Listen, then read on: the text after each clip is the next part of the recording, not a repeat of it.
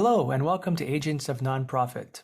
My name is Alexander Lapa, but please call me Alex, and I'm here to talk to everyday superheroes that help nonprofits using technology. Since this is my first episode, I wanted to paint the landscape of where I want to take this podcast.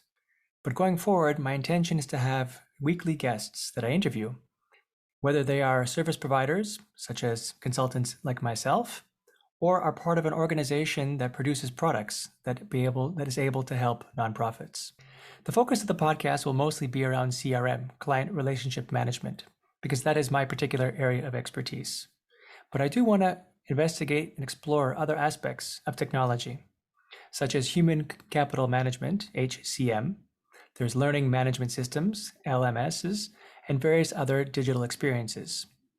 So when I talk about technology, I'm talking about software, systems, processes. I'm not talking about physical technology. And the idea is to talk to what I call everyday superheroes, people who are really helping nonprofits through their services or their technologies. In terms of CRM, which I believe is the core of a nonprofit, I'll talk about topics such as stewardship, fundraising, donation management, volunteering, program management, and case management, among others. And the intended audience is nonprofit directors, people on the board of directors, or anyone who's interested in learning a bit more about technology and how it can help nonprofits. A bit about me. I was born in Montreal, Canada, to some European parents. My father was an electrical engineer, so I was lucky enough to be introduced to computers at a very young age. I actually had one of the first personal computers that you could buy. And ever since then, I was drawn into that space. In school, I went to computer engineering at McGill, and soon after, I was doing development work, coding on specific hardware, which is what a typical engineer would normally do, a typical software engineer, that is. And I did that for many years, mostly in the for-profit space. And around 2003, I was introduced to CRM, client relationship management.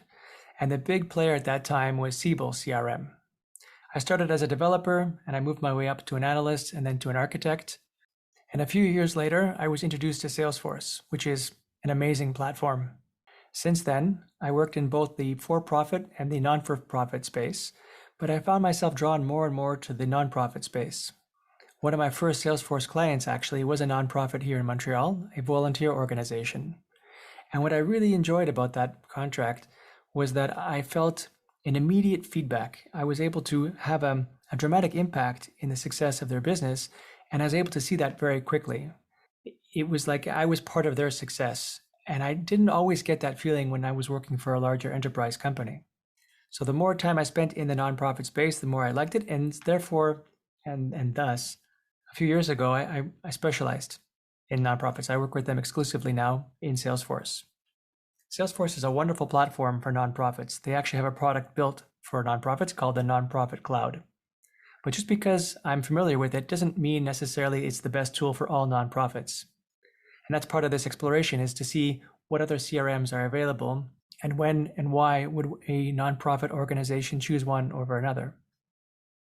I look forward to sharing my passion with you and to exploring this space. I think it's going to be a lot of fun. On that note, my name again is Alexander Lapa, and I hope you join me again next time for Agents of Nonprofit.